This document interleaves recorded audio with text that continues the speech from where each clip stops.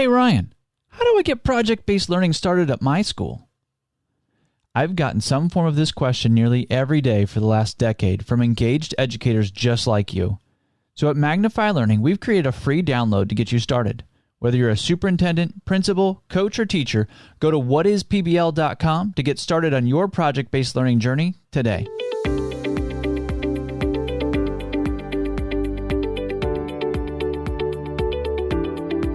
Are you ready to bring project-based learning to your school?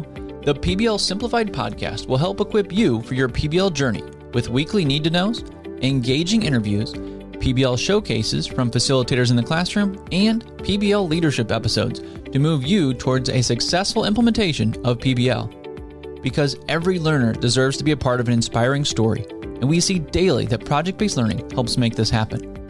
If you want me to answer your PBL need-to-know on the podcast, visit whatispbl.com and click on Ask Ryan to submit your question. Hey, thanks for tuning into the PBL Simplified podcast. I'm glad to have you here. This is episode 103. It's a leadership episode, so it's specifically designed for those building principals, those assistant superintendents, coaches. You're looking at the big picture. We've got some teacher leaders that are looking at big picture. So if you're leading a PBL movement, these episodes are specifically for you. We've been in a series of supporting PBL in your school or district since episode 93 or so, I think. So you can go back to episode 93 and start at the beginning. This is going to be the last one in this series, actually. Building PBL awareness. As we move into December, I really want to get into goal setting. Our other episodes here in November, we've got two guests lined up. John Acton, who's got an awesome story that he's using to help change schools. And then as we talk about sustainable PBL, this last Wednesday of November, we're going to have Brad Seaver on, who wrote the book, Sustainable PBL. So two great guests to end our month. But today, we're going to end this series on supporting PBL in your school by talking about building PBL awareness. And as we talk about supporting PBL in your school or district, I've got to mention, Magnify Learning, that's the work we do. We've started and been doing this for a decade, very grassroots, teachers teaching teachers. We've noticed that principals are a linchpin, right? Sometimes a principal moves out of a PBL school and PBL begins to fade, or it's not the main focus. And so we've looked at what's it mean as a district, large or small, to look at the big picture, 3 to 4 years.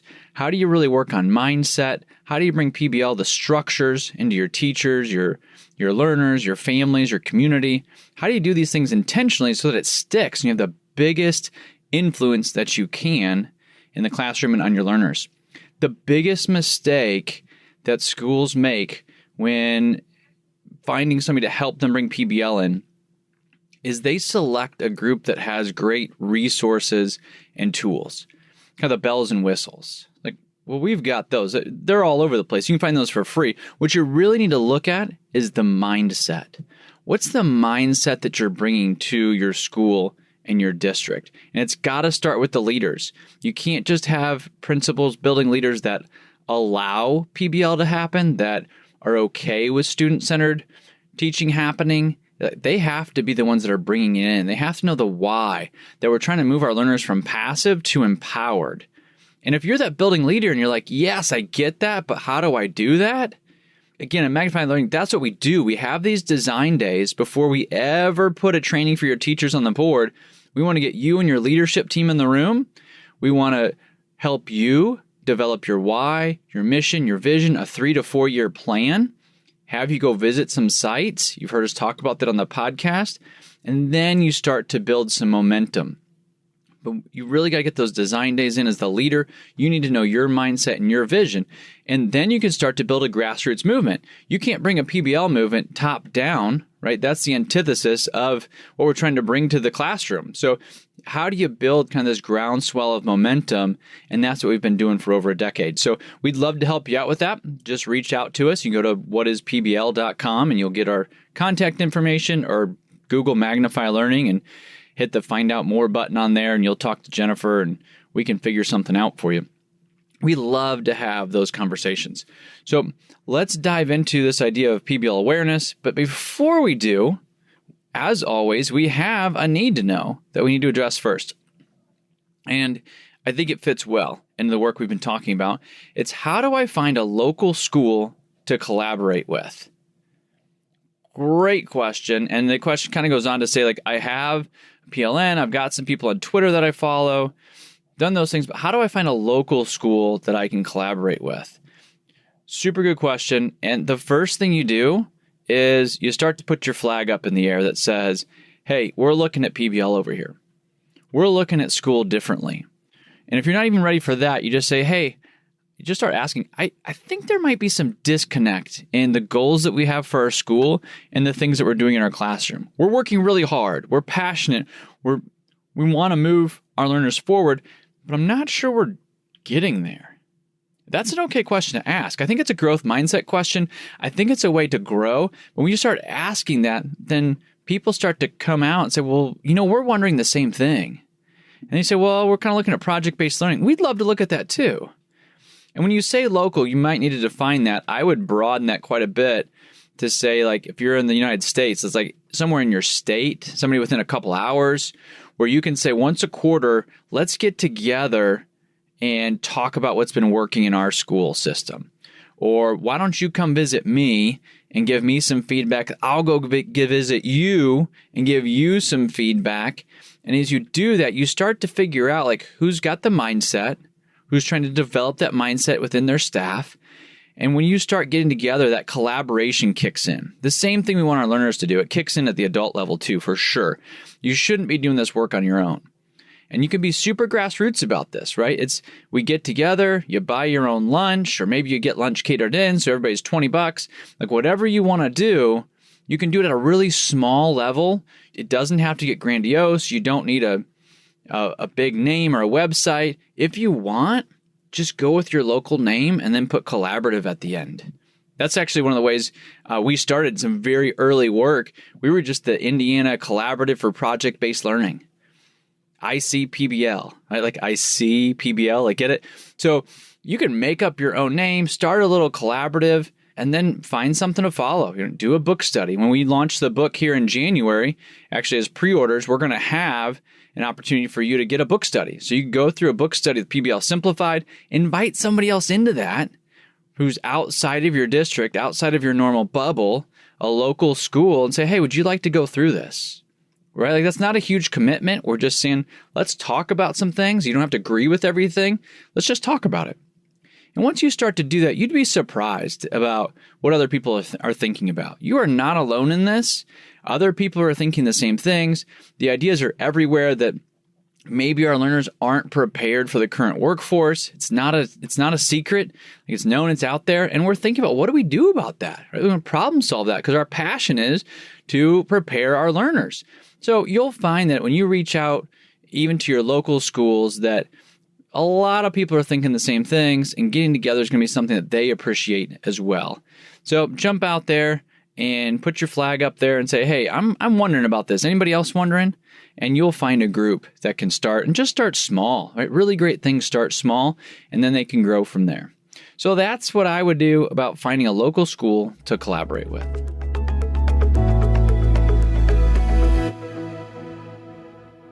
Let's jump into our main topic for today, which is going to be building PBL awareness. So in this supporting PBL in your school, you've learned about PBL, you've read books, you watched YouTube series, listen to this podcast would be a great idea, right? And you're asking questions, and then you've got a small group that you've brought together from your school. You've got some training, you're building things. Things are starting to go well, right? You're seeing learner engagement go up. You're seeing the rigor go up in your school. What are you doing in conjunction with that? What are you making sure that things can be sustainable? So what we like to look at is then you start to leverage the community. When you're building PBL awareness, you're letting people know. When I went through school, project-based learning was not being implemented. It actually is at my home school now, which is really exciting. Side note, I went and presented there, and my old basketball coach was there. I said, hey, coach, what's going on? He says, Ryan, I'm sure you'll give a great talk today, but I'm retiring next year, at the end of the year. Congratulations, coach. Yep, I'm retiring, so I'm not really going to listen much, but man, I'm glad you're here. Oh, thanks, coach. Appreciate the support. It was a really great interaction, but a really, really funny one as well. So, but when we were in school, and even as teachers, like, we probably did really well in the sage on the stage, somebody up front giving information. We regurgitated it. At least I was really good at it. I was a very good point getter. If you had some words that needed to go in blanks, I am your man. I would get all the points needed.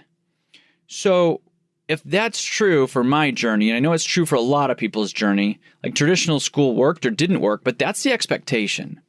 So how do we start to share that with our community, our parents, our business leaders, to say, hey, we're doing something differently. We're going to look at school. We're going to mix it up. Here's why. Give your local why.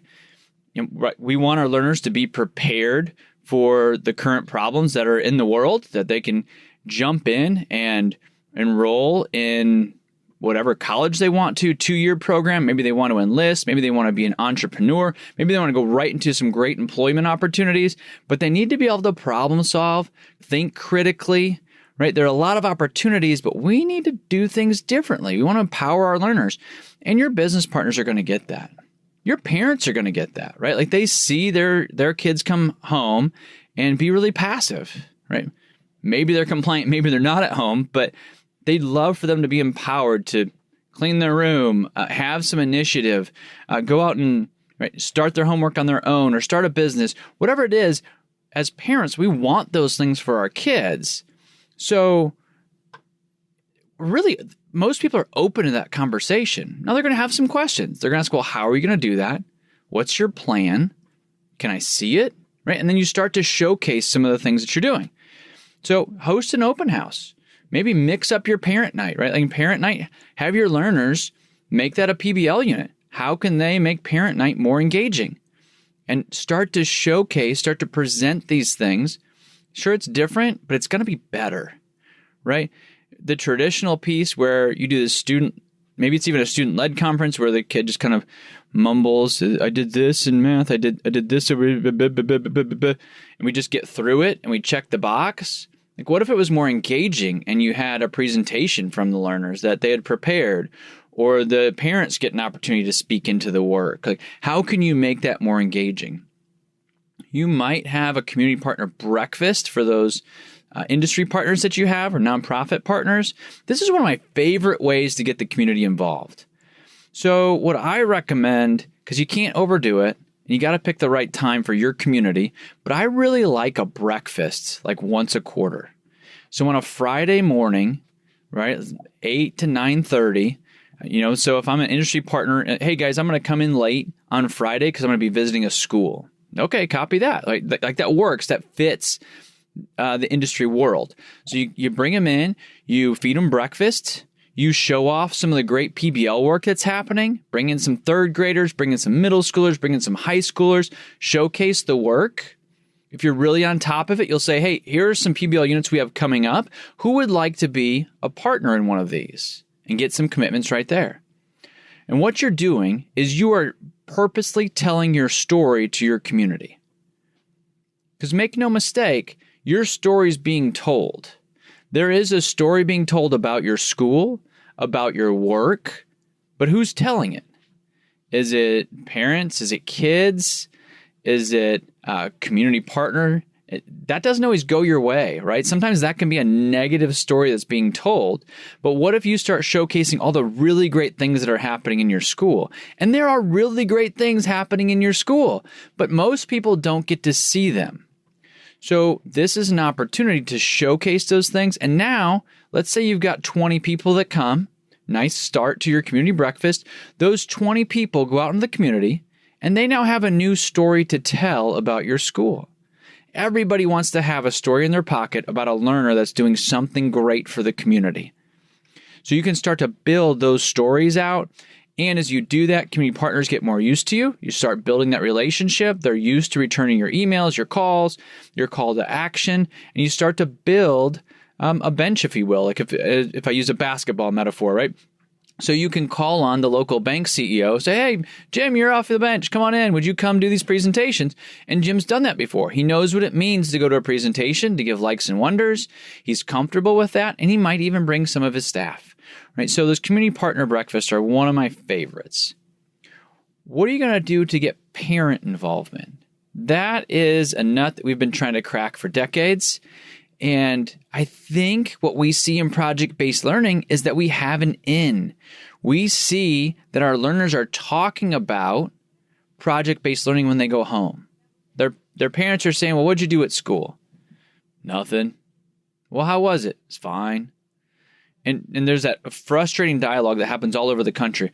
But when you get PBL involved, it's different. What'd you do today? Well, I built this and I was able to present it to an astronaut via Zoom. Oh, really? That's incredibly cool. What else did you do? Right? And you start to talk about these different things. So you've got that in your favor, that you're doing some interesting things in the classroom. You're highlighting those things. Kids are talking about them. And you can invite parents into these opportunities, even a presentation. An authentic audience doesn't have to be filled with lawyers, doctors, nurses, carpenters, welders. Like when you bring in Susan's mom, like it's different when she's on the panel giving feedback than when she's taking somebody to a soccer game, right? So just one of your students' moms comes in and they can give really good feedback. They can give likes and wonders, but their role changes. Again, they're going to start telling your story in a different way. This time when they go to soccer practice, somebody says something about the school, Susan's mom can say, oh, well, I had a really great experience at school. Actually, I got to go in and hear presentations and give feedback. I was really impressed with how articulate the learners were. And we can start to give stories to our parents. So we need to bring them in to do that. So you can do exhibition nights, like if you do an expo where everyone's presenting in a different way. Parents can come in, community partners can come in, hear your learners and the work that they've been doing, but you need to invite them. You need to set them up for that, right? So you can even do a survey with parents. This is one of my favorite ways to get community partners. You know, in all the beginning paperwork that you have to do, the one that says, my kid won't do silly things on the internet, like just put an extra little blank there that says, what would you like to present on? Or what's your profession? What are you an expert in? And you find out that your learners' parents have all kinds of different interests, right? Like somebody's really into medieval artwork and somebody else is into, aeronautics. And all these different things can come out of this one little additional blank that you add to some of your paperwork. But the big story is, because you'll innovate any one of these ideas and you'll come with better ideas than I've presented today. But what I would put in maybe as the thesis for this, the main idea is that building PBL awareness is a big deal. And it has to be done intentionally. Because we have seen districts where we didn't do the groundwork to explain project-based learning to the community, to parents, and it gets misunderstood, right? Because it's different. So you've got to figure out how to talk about things, be the one to tell the story first. Yeah, it's different. It's different good. Like, look at these outcomes. Look how empowered our learners are.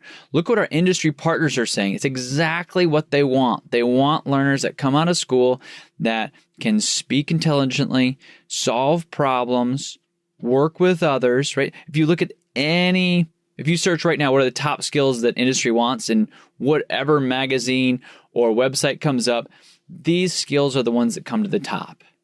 And we actually had one community partner breakfast that we presented at, and it was really unique. It was a lot of fun. I'd suggest this too. We brought in industry partners and we brought in teachers from the school district, and we just put them at tables together and gave them lunch.